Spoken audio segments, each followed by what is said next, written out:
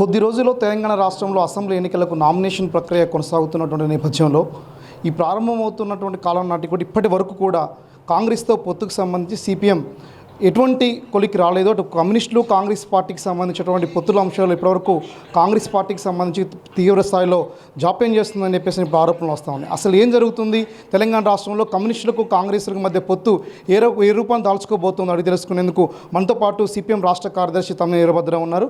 మరిన్ని విషయాలు అడిగి తెలుసుకుందాం. సార్ చెప్పండి, తెలంగాణ రాష్ట్రానికి సంబంధించి ఎలక్షన్స్ కాంగ్రెస్కి సంబంధించిన పొత్తుల అంశంలో ఎందుకు ఇన్నాళ్ళు జాప్యం జరిగింది? సాధారణంగా ఈ పెద్ద పార్టీలు చివరి క్షణం దాకా పొత్తులు సాగదీయటం అనేది వాళ్ళొక వ్యూహం ఉంటుంది, టాక్టిక్స్. ఆ టాక్టిక్స్ వాళ్ళ మీద వాళ్ళు ప్రయోగించుకోవడం, ఇతర పెద్ద పార్టీల మీద ప్రయోగించుకోవడం వేరు. కానీ మా పైన ప్రయోగించి చివరిదాకా తేల్చుకుని ఉండటం అనేది సరైనది కాదని అభిప్రాయపడుతున్నాం. రెండవది, మేము కోరిన ప్రధానమైన సీట్లు ఏది కన్సిడర్ చేయడానికి వాళ్ళు అంగీకరించడం లేదు. భద్రాచలం అన్నాం, కాదన్నారు. పాలేరు ఇస్తామన్నారు, తర్వాత కుదరదు అంటున్నారు. చివరికి వాళ్ళు ఇస్తామన్న వైరా కూడా ఇప్పుడు సాధ్యం కాదంటున్నారు. ఇది మాట మార్చడం తప్ప ఇంకోటి కాదు. కాబట్టి కాంగ్రెస్ నాయకులు మళ్ళీ ఆలోచించుకోవడం మంచిది. రేపటికల్లా ఈ 2 సీట్లు ప్రకటించి అందరం ఐక్యంగా ముందుకు సాగడం మంచిదని నేను అభిప్రాయపడుతున్నాను. అంటే మొదట సంబంధించి కాంగ్రెస్ పార్టీ నుంచి మీకు ఆహ్వానం, పొత్తుకు సంబంధించి ఆహ్వానం వచ్చిన సందర్భంలో కాంగ్రెస్ పార్టీ ఆహ్వానాన్ని మీరు యాక్సెప్ట్ చేసిన నేపథ్యంలో సీట్ల విషయంలో ఎందుకు కాంగ్రెస్ పార్టీ యాక్సెప్ట్ చేయట్లేదు? అంటే గతంలో డిసైడింగ్ ఫ్యాక్టర్గా ఉన్నటువంటి కమ్యూనిస్టులు ప్రస్తుతం కాంగ్రెస్ చెప్తున్నటువంటి అంశాలు వినుకుంటూ పోతున్నారా? అసలు తెలంగాణ రాష్ట్ర ప్రజలకు సంబంధించినటువంటి వాటికి ఏం సమాధానం? అంటే గతంలో బీఆర్ఎస్తో పొత్తుందని అన్నారు, గతంలో అది క్యాన్సిల్ అయిపోయింది. మరి తిరిగి కాంగ్రెస్తో కూడా పొత్తు కొనసాగుతుంది అన్నటువంటి వాతావరణం క్రియేట్ అయిన తర్వాత ఎందుకు ఈ బ్రేక్స్ అనేది, ఎందుకు అప్ అండ్ డౌన్స్ వస్తూ ఉన్నాయని? బీఆర్ఎస్తో పొత్తు విఫలం కావడానికి రాజకీయ కారణాలే. బీజేపీకి దగ్గర ఆలోచనలో బహుశా కేసీఆర్ ఉండబట్టే కమ్యూనిస్టులను దూరం చేసుకున్నారనేది వాళ్ళ మాటల్లోనే వ్యక్తమైంది. ఇండియా కూటమిలో మీరు సభ్యులుగా ఉన్నారు, ఇండియా కూటమికి మేము దూరంగా ఉన్నాం, కాబట్టి మీతో పొత్తు ఎట్లా సాధ్యమవుతుందనే ప్రశ్న బీఆర్ఎస్ నాయకుల నుంచి మాకు ఎదురైంది. సో అది అట్లా ముగిసిన తర్వాత కాంగ్రెస్ తనంతట తానుగా పొత్తుకు ఆఫర్ ఇచ్చింది. మేము అంగీకరించాం. కారణం ఏంటంటే అఖిల భారత స్థాయిలో ఇండియా కూటమిలో సభ్యులుగా ఉన్నాం కాబట్టి బీజేపీకి వ్యతిరేకంగా అందరం కలిసి ఐక్యంగా పనిచేయాలనే దృఢమైన నిర్ణయంలో భాగస్వాములం కాబట్టి. అయితే చర్చలు జరుగుతున్న తీరు ఇది చూస్తే మాత్రం కాంగ్రెస్ పార్టీ చిత్తశుద్ధితో పనిచేస్తున్నట్టుగా అనిపించట్లేదు. ప్రారంభంలో వాళ్ళంతటి వాళ్ళు ప్రతిపాదించారు, ఢాకరే గారు మాట్లాడారు. కానీ ప్రారంభంలో బహుశా అందరినీ కలుపుకు రావాలనే ఒక మంచి ఉద్దేశం కనపడింది. ఇప్పుడు మేము అధికారంలోకి వచ్చేసాము ఇప్పటికే అనే ఆలోచన బహుశా వాళ్ళకు ఉండొచ్చు. ఇంకెవరు అక్కర్లేదు, ఈ సీట్లన్నీ మా నాయకులకే ఇచ్చుకోవాలి అనేది వాళ్ళలో పనిచేస్తుందేమో తెలియదు. కారణం ఏదైనా ఈ రకంగా సీట్లు నిరాకరించడం, వాళ్ళు ఇస్తామన్న వాటిని కూడా మాట మార్చడం అనేది చాలా బాధాకరం. ఇది సరైనది కాదు. ఇప్పటికైనా కాంగ్రెస్ నాయకత్వం ఆలోచించుకోవాలి.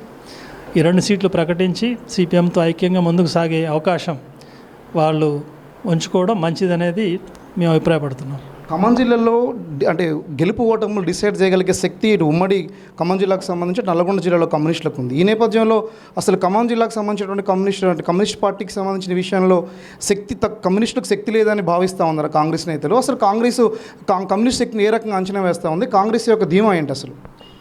వాళ్ళ అంతరంగిక ఆలోచనలు ఎట్లా ఉన్నాయి నేను ఎట్లా చెప్తాను? వాళ్ళని అడగాలి మీరు ఆ ప్రశ్న. ఏ ధీమాతో మీరు కమ్యూనిస్టులని నిరాకరిస్తున్నారనే ప్రశ్న వాళ్ళకి వేయడం మంచిది. వాళ్ళ ధీమాలు ఏమైనా, వాళ్ళ ఆలోచనలు ఏమైనా, మా ఆలోచన స్పష్టం. రాజకీయంగా బీజేపీకి వ్యతిరేకంగా ఉండే పార్టీలతో కలిసి పనిచేయాలనే రాజకీయ లక్ష్యం ఒకవైపు ఉంటూనే మా ఆర్గనైజేషన్ అంతా సున్నా పెట్టేసుకొని ఏ సీట్లో పోటీ చేయకుండా ఏకపక్షంగా బీజేపీ వ్యతిరేకత పేరుతో మిగతా పార్టీలను సమర్థించే పని మేము ఎంతమాత్రం చేయలేము. కాబట్టి మా ఆర్గనైజేషన్ని, మా జెండాని, మా ప్రతిష్ట నిలబెట్టుకునే దానికోసం మేము కనీస పోటీలు చేయాల్సి ఉంటుంది. ఆ రకంగా వాళ్ళు భావించి సీట్లు కేటాయింపులు జరిగితే సంతోషంగా ఐక్యంగా ఉంటాం. లేనట్లయితే విడిగా అయినా పోటీ చేసి మా శక్తి ఏంటో చూపిస్తాం.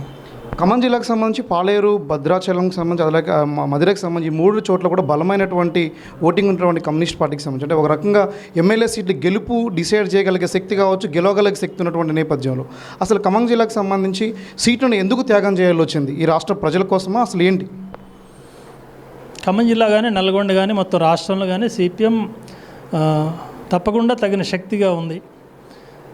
ఈ రోజున మా శక్తినంతా ప్రదర్శించి ఎక్కువ సీట్లు పోటీ చేయడం కంటే బీజేపీ లేదా బీజేపీకి అనుకూలంగా ఉండే శక్తులు, రాజకీయ పార్టీలు వాటి వ్యతిరేక ఓట్లను చీల్చకూడదు ఐక్యంగా ఉండాలనే ఒక రాజకీయ అవగాహనతో మేము వ్యవహరిస్తున్నాం. లేనట్లయితే 30-35 సీట్లు పోటీ చేయొచ్చు. గతంలో చేసాం మేము అట్లా. తెలంగాణ వచ్చిన తర్వాత 2014లో కూడా 34 సీట్లు 35 సీట్లు పోటీ చేశాం. మన బిఎల్ఎఫ్ పేరుతో 119 సీట్లు కూడా పోటీలు చేశాం. కానీ ఆ రకంగా పోటీలు చేయడం ద్వారా ఓట్లు చీలుతాయి, ఉపయోగం లేదు. ప్రధాన శత్రువులను ఓడించాలంటే ఐక్యంగా ఉండాలనే ఒక రాజకీయ అవగాహనతో మేము పనిచేస్తున్నాం. కొన్ని రోజుల్లో ప్రక్రియ అంటే నామినేషన్ ప్రక్రియ కొనసాగుతున్నటువంటి ప్రారంభం కాబోతున్న నేపథ్యంలో ఈ సీట్లకు సంబంధించి ఎన్ని సీట్లు మీరు పోటీ చేసే అవకాశం ఉంది సింగిల్గా వెళ్తే? ఒకవేళ కాంగ్రెస్ని మీరు ఫైనల్గా ఏం డిమాండ్ చేస్తున్నారు? కాంగ్రెస్కి చెప్పే ఫైనల్ డిమాండ్ అదే. మీరే చెప్పినటువంటి మిర్యాలగూడెం, వైరా ఆ మాటకు కట్టుబడి ఉండండి, వాటిని ప్రకటించండి, ఐక్యంగా కలిసి వెళ్దాం.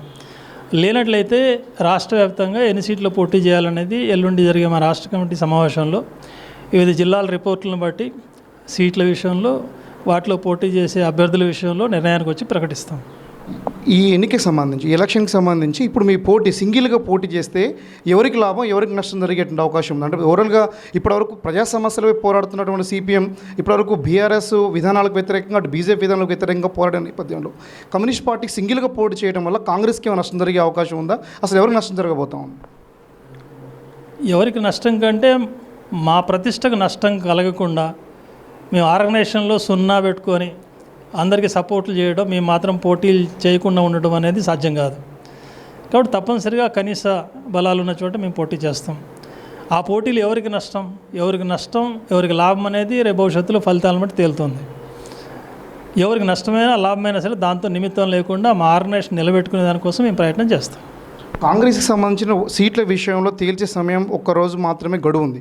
ఈ నేపథ్యంలో ఆల్రెడీ ఇప్పటికే ఉమ్మడి ఖమ్మం జిల్లాకు సంబంధించిన నేపథ్యం కావచ్చు, ఉమ్మడి కమ్యూనిస్టులకు సంబంధించిన అభ్యర్థులు తయారుగా ఉన్నారు. అంటే డిపెండింగ్ ఆన్ మీరు కాంగ్రెస్ మీద డిపెండ్ ఇన్ని రోజులు ఉన్నారు.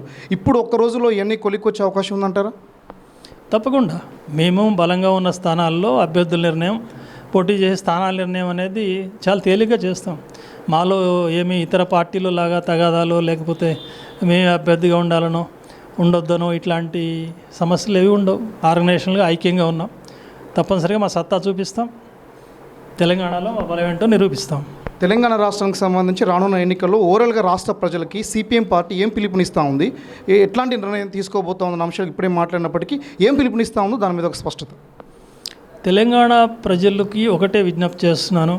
చట్టసభల్లో కమ్యూనిస్టుల యొక్క ప్రజెన్స్ అనేది చాలా అవసరం.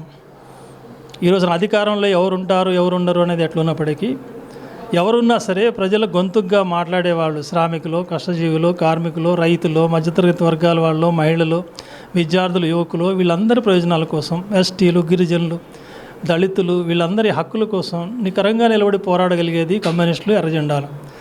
వాటికి అసెంబ్లీలో కూడా ప్రాధాన్యత ఉంటే తప్పనిసరిగా వాటిల్లో మన గళాన్ని వినిపించే అవకాశం ఉంది. పేదలకు మేలు జరిగే అవకాశం ఉంది.